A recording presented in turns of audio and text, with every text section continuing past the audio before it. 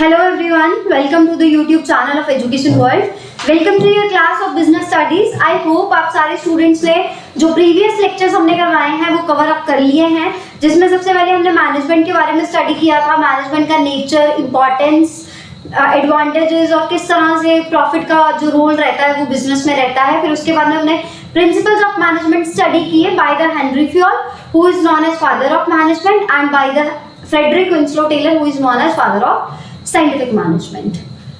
सो business environment की बात करते हैं। बिजनेस एनवायरनमेंट क्या चीज रहती है? देखो, हम ये चैप्टर क्यों स्टडी कर रहे हैं, सबसे पहली बात तो ये आती है, जब भी आप बिजनेस की बात कर रहे हो ना, तो बिजनेस में सबसे ज्यादा जो फोकस रहता है वो किस चीज के ऊपर रहता है कि बिजनेस शुरुआत करने से लेके उसके कंटिन्यू होने तक बिजनेस एनवायरनमेंट होता है हमारे आसपास का, जो भी हमारे आसपास चीजें हमें देखने को मिलती हैं, उनका कुछ ना कुछ असर हमारे बिजनेस के ऊपर रहता ही रहता है। जैसे कस्टमर्स है, कस्टमर हमें अपने प्रोडक्ट के लिए मिलेंगे कि नहीं मिलेंगे, कस्टमर का पॉइंट ऑफ व्यू जो है वो हमारे प्रोडक्ट के लिए चेंज क्यों हो रहा है, पॉजिटिव चेंज हो रहा है या नेगेटिव चेंज हो रहा है, इन चीजों को हम लोग स्टडी करते हैं ना, वो चीज आती है बिजनेस एनवायरनमेंट में। So it refers to the forces, इसमें वो सारे फोर्सेस और इंस्टीट्यूशंस आते हैं जो फर्म से बाहर होते हैं या फर्म के अंदर भी होते हैं, बट उनके साथ डील करना बहुत ही ज्यादा जरूरी है अगर आप चाहते हो कि ऑर्गेनाइजेशन के गोल अचीव हो। अगर आप ऑर्गेनाइजेशन के गोल्स को अचीव नहीं करना चाहते फिर ऐसा नहीं होता। सो यहाँ पे अगर हम फोर्सेस की बात करें ना, तो वही हमने नेक्स्ट लेक्चर में स्टडी करना है। Economic environment, social environment, political environment, technological environment या लीगल एनवायरनमेंट। इंस्टीट्यूशंस जो हैं वो उसमें suppliers, customers, competitors and other जो हैं वो आते हैं। इसमें वो सारे कंस्ट्रेंट्स और फोर्सेस भी आती हैं जो बिजनेस के एक्सटर्नल हैं, जिसमें बिजनेस जो है वो ऑपरेट करता है। कंस्ट्रेंट्स होते हैं जो लिमिटेशंस हमारे ऊपर लग जाती हैं, ठीक है। जैसे आप मशीन वो यूज नहीं कर सकते या वो वाले इक्विपमेंट्स यूज नहीं कर सकते जो बहुत ज्यादा पोल्यूशन क्रिएट करे, तो वो एक तरह का कंस्ट्रेंट है ना कि आप उस मशीन को नहीं इंस्टॉल कर पाओगे। सो बिजनेस के ये इंटरनल फोर्सेस भी रहती हैं, एक्सटर्नल फोर्सेस भी रहती हैं जो इसको इम्पैक्ट करती हैं, और फर्म को इन सारी फोर्सेस के बारे में पता होना बहुत जरूरी है। In case firm in forces को लेके अवेयर नहीं है, इन इंस्टीट्यूशंस को लेके अवेयर नहीं है, किस तरह से उनका असर हमारे बिजनेस के ऊपर पड़ सकता है उस चीज को लेके असर नहीं है या अवेयर नहीं है, तो फिर हमारी जो फर्म है वो डाउनफॉल में जाएगी। सो firm must be nagged keeping in mind these forces and institutions so that the organizational objectives can be achieved। तो ऐसा रहना चाहिए कि फर्म को इन सोर्सेज के बारे में पता हो। अब जैसे फॉर एग्जांपल जीएसटी आया, जीएसटी की वजह से आपका सारा अकाउंट्स बनाने का तरीका या टैक्सेशन के किस तरह से ट्रीटमेंट्स होते थे वो चेंज हो गए, है ना। जैसे जैसे अकाउंटिंग स्टैंडर्ड्स में मॉडिफिकेशंस आती हैं तो उसके अकॉर्डिंग अकाउंटिंग ट्रीटमेंट्स चेंज होते हैं। जब कंपनीज एक्ट 2013 में अमेंड करके एक नया बनाया गया था तो उसमें कंपनीज की वर्किंग को नए तरीके से बताया गया था, तो उसके अकॉर्डिंग भी जो है वो रूल्स एंड रेगुलेशंस चेंज हुए, मोड ऑफ ऑपरेशंस चेंज हुआ, तो इसका सीधा सीधा इम्पैक्ट बिजनेस के ऊपर पड़ा ना। डीमोनेटाइजेशन हुई, करेंसी बंद हो गई, उसका असर भी कंपनीज के ऊपर पड़ा। स्टॉक मार्केट में रेगुलर फ्लक्चुएशंस आती हैं, उसका असर भी कंपनी के ऊपर पड़ता है। अब अचानक एक फर्म जो है वो लॉन्च कर दे एयर टैक्सेस, है ना, एयर टैक्सेस उन्होंने लॉन्च कर दी by the help of the drone जो चल रही है ना, तो उससे क्या होगा कि हमारे ट्रांसपोर्ट के एरिया में एक और चीज आ जाएगी, तो कंपनी सोचेंगी कि हम लोगों को भी इस सेगमेंट में एंटर करना चाहिए, ठीक है। वो चीज क्या रहती है, वो टेक्नोलॉजिकल इंप्रूवमेंट रहती है ना, तो ये सारी चीजें किसी भी फर्म के बिजनेस को इम्पैक्ट करती हैं, इसीलिए ये बिजनेस एनवायरनमेंट में कवर अप की जाती है। Next is what are the features of business environment. Business environment के क्या फीचर्स रहते हैं? The very first, totality of external forces. देखो, इसमें चाहे आप इकोनॉमिक की बात करो, चाहे आप सोशल की बात करो, चाहे आप डेमोग्राफिक की बात करो, चाहे आप बात करो उसकी क्या कहते हैं हम लीगल की, रेगुलेटरी फ्रेमवर्क जिसको बोलते हैं, टेक्नोलॉजिकल फ्रेमवर्क, एक एक चीज, एक एक एक्सटर्नल फोर्स जो इम्पैक्ट करती है बिजनेस को, वो बिजनेस एनवायरनमेंट में इंक्लूडेड रहेगी। स्पेसिफिक इंटरनल फोर्सेस, देखो कुछ चीजें स्पेसिफिक हैं, जैसे आपका सप्लायर स्पेसिफिक है क्योंकि आपने जो सप्लायर को ऑप्ट किया वही काम करेगा, आपका कस्टमर स्पेसिफिक है, आपका कॉम्पिटिटर स्पेसिफिक है, बट जर्नल फोर्सेस यही वाली सारी रहती हैं। ये जर्नल फोर्सेस ये सबको इम्पैक्ट करती हैं, ऐसा नहीं है जीएसटी ने सारी कंपनीज के अकाउंटिंग रिकॉर्ड्स में चेंजेस नहीं लाए, ऐसा भी नहीं है कि डिमोनेटाइजेशन ने किसी कंपनी को इम्पैक्ट नहीं किया, ऐसा भी नहीं है कि टेक्नोलॉजी में जो चेंजेस आ रहे हैं उसका आईटी कंपनीज के ऊपर असर नहीं पड़ रहा। तो जनरल फोर्सेस वो होती है जो सबको ही इम्पैक्ट करती हैं बट इनडायरेक्टली इम्पैक्ट करती हैं। स्पेसिफिक वालों का डायरेक्ट इम्पैक्ट रहता है, स्पेसिफिक वालों का डायरेक्ट इम्पैक्ट रहता है, जनरल फोर्सेस का इनडायरेक्ट इम्पैक्ट रहता है। ये चीज याद रखना बेटा। फिर उसके बाद में आता है इंटर रिलेटेडनेस। जितनी भी फोर्सेस हैं आपके बिजनेस एनवायरनमेंट की सब इंटर रिलेटेड है, ठीक है। जैसे डीमोनेटाइजेशन है, ठीक है, डीमोनेटाइजेशन में ये हुआ कि जो करेंसी है वो चेंज हो गई। अब आपके पास जो 500 के नोट्स थे वो चल नहीं थे सकते, जो 1000 के नोट्स थे वो चल नहीं थे सकते, है ना। तो इसका मतलब आप इन रुपयों को खर्च करके कोई चीज खरीद नहीं सकते। अल्टीमेटली सोसाइटी के स्टैंडर्ड ऑफ लिविंग पे उन महीनों में, उस टाइम पीरियड में बहुत ज़्यादा असर पड़ा। तो सोशल एनवायरनमेंट तो फर्क था ही था, उसके अलावा ये जो चेंज था वो लीगल एनवायरनमेंट का था, रेगुलेटरी एनवायरनमेंट का था जो गवर्नमेंट डील करती है जिसमें, ठीक है। तो अलग अलग जो है वो इस चीज़ का असर होता है अलग अलग एनवायरनमेंट पे। Dynamic means keeps on changing. Business environment change होता रहता। अगर ये चेंज ना होता रहता तो पहले हमारे पास गोल्ड के जब कॉइन्स होते थे, सिल्वर के कॉइन्स आए, उसके बाद में मेटालिक कॉइन्स नहीं थे आने, फिर रुपी नोट नहीं थे आने, रुपी नोट की मोनेटाइजेशन नहीं थी होनी, दोबारा नए नोट नहीं थे छपने, फिर दोबारा मोनेटाइजेशन की गई, फिर उसके बाद में धीरे धीरे जो है वो क्रेडिट कार्ड्स आए, डेबिट कार्ड्स आए, इलेक्ट्रॉनिक मनी आई। इसका मतलब बिजनेस एनवायरनमेंट चेंज होता है, ठीक है। पहले प्रेफरेंसेस कुछ और थे, आज प्रेफरेंसेस कुछ और है। पहले ये होता था कि एक चीज जो है उसकी एक आधी वैरायटी रहती थी, अब बहुत ज्यादा वैरायटीज रहती है। सो business environment keeps on changing. Next is uncertainty. Business environment uncertain है। अनसर्टेन वर्ड का मतलब ये रहता है which is not sure, which is not sure. जिस चीज को लेके हम श्योर ही नहीं है वो चीज अनसर्टेन है। वो चीज क्या है? अनसर्टेन है। इसको प्रिडिक्ट करना बहुत ही ज्यादा मुश्किल है। बिजनेस एनवायरनमेंट में प्रिडिक्शन क्यों मुश्किल है? क्योंकि पता नहीं कब गवर्नमेंट कौन सा लॉ पास कर दे, कभी ये नहीं पता कि कौन से एक्ट में मॉडिफिकेशन आ जाए, कौन सी प्रोविजन डिलीट हो जाए, कौन सी प्रोविजन नहीं इंट्रोड्यूस हो जाए। तो इन चीजों का नहीं पता होता है। एक एक कस्टमर के टेस्ट और प्रेफरेंसेस कब कब चेंज हो रहे हैं, किस वजह से चेंज हो रहे हैं। आप इसको लार्ज लेवल पे स्टडी कर सकते हो, बट आप इसको माइक्रो लेवल पे एक एक कस्टमर का स्टडी नहीं कर पाते। तो ये अनसर्टेन है। फिर ये कॉम्प्लेक्स है। क्यों कॉम्प्लेक्स है? ये इसलिए कॉम्प्लेक्स है क्योंकि इसको एक एक पार्ट में समझना बहुत ही ज्यादा मुश्किल है, ठीक है। आप सिंगल सिंगल एस्पेक्ट स्टडी कर सकते हो, बट जब आप टोटलिटी में इसको स्टडी करोगे, ठीक है, तब ये कॉम्प्लेक्स हो जाता है। एक ही टाइम पे गवर्नमेंट की तरफ भी ध्यान देना, एक ही टाइम पे लॉज की तरफ ध्यान देना, एक ही टाइम पे कस्टमर्स के ऊपर ध्यान देना, एक ही टाइम पे टेक्नोलॉजी के ऊपर ध्यान देना, एक ही टाइम पे डेमोग्राफिक चेंजेस के ऊपर ध्यान देना। तो दैट इज वेरी डिफिकल्ट। तो बिजनेस एनवायरनमेंट जो है वो कॉम्प्लेक्स है। एक तरफ ध्यान दो, दूसरी तरफ से चेंजेस आए तो दूसरी तरफ ध्यान दो, तीसरी तरफ से चेंजेस आए तो कॉम्पिटिटर्स को लगातार इस चीज में रहता है कि किस तरह से हम लोग बिजनेस एनवायरनमेंट को अपने हक में कर सके। हक में इन द सेंस कि उसमें से बेस्ट अपॉर्चुनिटीज फाइंड आउट कर सकें।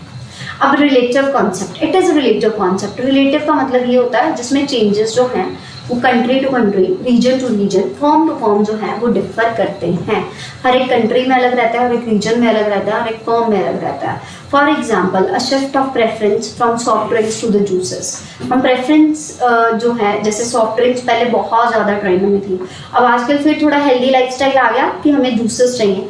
तो सॉफ्ट ड्रिंक मैन्युफैक्चरर्स अगर जूसेस नहीं प्रोड्यूस करते तो उनके लिए वो थोड़ा सा थ्रेट रहेगा, वो वाला बिजनेस एनवायरनमेंट, वो इन्वायरमेंट जहाँ पे लोग ये कह लो कि एक पर्टिकुलर कंट्री के लोग जो हैं वो बहुत ज़्यादा हेल्थ को फॉलो करते हैं, वो बहुत ज़्यादा हेल्दी रहना चाहते हैं, ऑर्गेनिक ड्रिंक्स को प्रेफर कर रहे हैं, तो वो जूसेस को प्रेफर करेंगे, तो वो सॉफ्ट ड्रिंक्स को प्रेफर नहीं करेंगे। तो उस पर्टिकुलर एरिया में soft drink will be served as a threat to the business, है ना। नेक्स्ट आता है what is the importance of business environment. Business environment की क्या इंपॉर्टेंस रहती है? देखो, फर्स्ट मूवर एडवांटेज आपको मिलता है। फर्स्ट मूवर एडवांटेज का मतलब ये होता है अगर आप बिजनेस एनवायरनमेंट को सही से एनालाइज कर पाओगे ना, जैसे हम करते हैं स्वॉट एनालिसिस से, कि चेंजेस अगर आगे क्या स्ट्रेंथ रहेगी, क्या वीकनेसेस रहेंगी, क्या अपॉर्चुनिटीज रहेंगी और क्या थ्रेट्स रहेंगे, ठीक है। तो फर्स्ट मूवर एडवांटेज मिल जाएगा। पहले ही आपको पता लग गया या पहले ही आपने भांप लिया कि हमारा जो है इकोनॉमी में ऐसे वाला चेंज आने वाला है, तो कॉम्पिटिटर से पहले ही आपने उस चीज़ का फायदा उठा लिया। जैसे कहते हैं ना कि अंबानी को पता था डीमोनेटाइजेशन पहले होनी है, इसीलिए उसने जियो की सिम जो है वो लॉन्च कर दी, है ना, और अपना मनी जो है वो वाइट में कर लिया एंड और जैसे भी है उसने फर्स्ट मूवर एडवांटेज लिया ना, है ना। तो ये बिजनेस एनवायरनमेंट की इंपॉर्टेंस रहती है। आइडेंटिफिकेशन ऑफ द थ्रेट रहते हैं जो डिसएडवांटेज हमें होने वाले हैं। अगर कोई चेंज इस तरह से आ जाए जिसका हमें नुकसान होगा, वो हमारे लिए डिसएडवांटेजेस रहेगा, वो हमारे लिए थ्रेट रहेगा। सो बिजनेस की सही नॉलेज जो है वो ऑर्गेनाइजेशन को उन थ्रेट्स को आइडेंटिफाई करने में हेल्पफुल रहती है जो हमारे ऑपरेशंस को अफेक्ट कर सकता है। जैसे बजाज ऑटो जो है उसने इम्प्रूवमेंट्स की अपने 2 व्हीलर्स में, जबकि जब होंडा वगैरह जो है वो इंडस्ट्री में एंटर कर गए, क्योंकि अब पता है कि कॉम्पिटिटर्स आ गए हैं। कॉम्पिटिटर्स अगर अच्छी क्वालिटी देंगे, नई टेक्नोलॉजी देंगे, अच्छा प्रोडक्ट देंगे, अच्छा व्हीकल देंगे, ऑटोमेटिकली हमारे प्रोडक्ट की डिमांड खत्म हो जाएगी। जैसे कि ब्लैकबेरी आया था, उसका QWERTY कीपैड था। पहले नोकिया, मोटोरोला, नोकिया डॉल थे, तो वो कीपैड वाले फ़ोन थे। ब्लैकबेरी आया, उसका QWERTY कीपैड था। उसके बाद में टच के स्मार्टफोन्स आ गए, तो नोकिया उसके अकॉर्डिंग नहीं कर पाया अपने आप को चेंज, तो वो उसके लिए थ्रेट प्रूव हो गया। Next is tapping the useful resources. अब देखो बिजनेस एनवायरनमेंट जो है ना वो अलग अलग रिसोर्सेज अवेलेबल करवाता है, जैसे कि capital, labour, machines, raw material. So वो अवेलेबिलिटी है नहीं है, जैसे हम लोग कहते हैं ना कि राइट्स होने शुरू हो जाएंगे स्टेट में, ठीक है। यहाँ पे जो फार्मर्स हैं वो प्रोटेस्ट कर रहे हैं, तो प्रोटेस्ट कर रहे हैं इसका मतलब उतना ही टाइम लगेगा वहाँ से सप्लाईज आने में। तो हमें इन चीज़ों को, ये भी एक बिजनेस एनवायरनमेंट का फोर्स है, इन चीज़ों को हमने क्या करना होता है, एनालाइज करना होता है, तभी हम सही रिसोर्स सही टाइम पे कैप्चर कर पाएंगे, otherwise not. कॉपिंग up with the rapid changes. अब ये जो हम कंटिन्यू स्टडी करते हैं ना बिजनेस एनवायरनमेंट की, इससे हमें चेंजेस का पता लगता है कि कौन कौन से चेंजेस कब कब आने हैं और कैसे रहेंगे। तो हम लोग उन चेंजेस को के अकॉर्डिंग कॉप अप करते हैं, मतलब ढल जाते हैं, ठीक है, एडजस्टमेंट करते हैं, अडेप्ट करते हैं उन चीज़ों को, उन चेंजेस को हम लोग अडेप्ट करना शुरू कर देते हैं। Assistance in the planning and the policy formulation. जब आप बिजनेस एनवायरनमेंट को एनालाइज करते हो, ऑब्वियस आप अपने एम्प्लॉइज को फटाफट गाइड करोगे, मीटिंग बिठाओगे, अपने पॉलिसी में अकॉर्डिंगली चेंजेस करोगे, अपने जो एनालिसिस किया है उसके अकॉर्डिंग आप अपनी स्ट्रैटेजीज चेंज करोगे, ऑपरेशंस को करने का तरीका चेंज करोगे। वाई? उसका रीजन ये रहेगा क्योंकि हमने एडवांटेजियस पोजीशन में आना है ना। जैसे आईटी होटल्स ने ये देखा कि इंडिया में टूरिज्म सेक्टर बहुत ज़्यादा है, बहुत ज़्यादा टूरिस्ट जो हैं वो इंडिया में आते हैं, तो क्या किया उन्होंने, नए होटल्स बनाने शुरू कर दिए इंडिया में। तो इसका मतलब उन्होंने अपना प्लानिंग करा, पॉलिसी फॉर्मुलेट करा। Helps in improving the performance कभी इवैल्यूएट होगी अगर आप इम्प्रूव होगी, अगर आप बिजनेस एनवायरनमेंट को सही से मॉनिटर करोगे। अगर आप मॉनिटर नहीं कर पाए, सही से एनालिसिस नहीं कर पाए, सही से इम्प्रूवमेंट नहीं कर पाए, तो फिर आप खत्म, उसी टाइम खत्म। तो ये आपका बिजनेस एनवायरनमेंट का मीनिंग, फीचर्स और साथ में इंपॉर्टेंस है। इसके बेसिस पे हम लोग मल्टीपल चॉइस क्वेश्चंस करेंगे। नेक्स्ट लेक्चर में मैं आपको बताऊंगी डायमेंशंस क्या रहता है। So very first question is which of the following is not a part of the business environment. Business environment का पार्ट कौन सा नहीं है? कस्टमर्स तो डायरेक्टली इम्पैक्ट करते हैं, स्पेसिफिक फोर्स है बेटा, कस्टमर सीधा सीधा असर आपके ऊपर डालेंगे। सप्लायर आपकी स्पेसिफिक फोर्स है, कॉम्पिटिटर आपकी स्पेसिफिक फोर्स है। None of the above is the right answer, D option right answer. Next, which of the following is not a component of specific forces? Customer specific है, investor employ specific है, technological general है। Indirect इसका impact बढ़ता है। So right answer is option A. Right answer आपका क्या है? Option A. Next, the growing awareness about the health care की बात कर रहा है, has led to increase in the demand of health care products जो हैं हेल्थ केयर वाले, उनकी डिमांड ज़्यादा होगी। तो क्या फीचर है? Dynamic, uncertainty, relativity and inter relatedness. देखो हेल्थ केयर की अवेयरनेस बढ़ी तो हेल्थ प्रोडक्ट्स की बात आ गई। हेल्थ केयर मेडिकल लाइन में आता है, हेल्थ प्रोडक्ट जब लोगों ने डिमांड करनी शुरू कर दी तो उनका सोशल लेवल आ गया।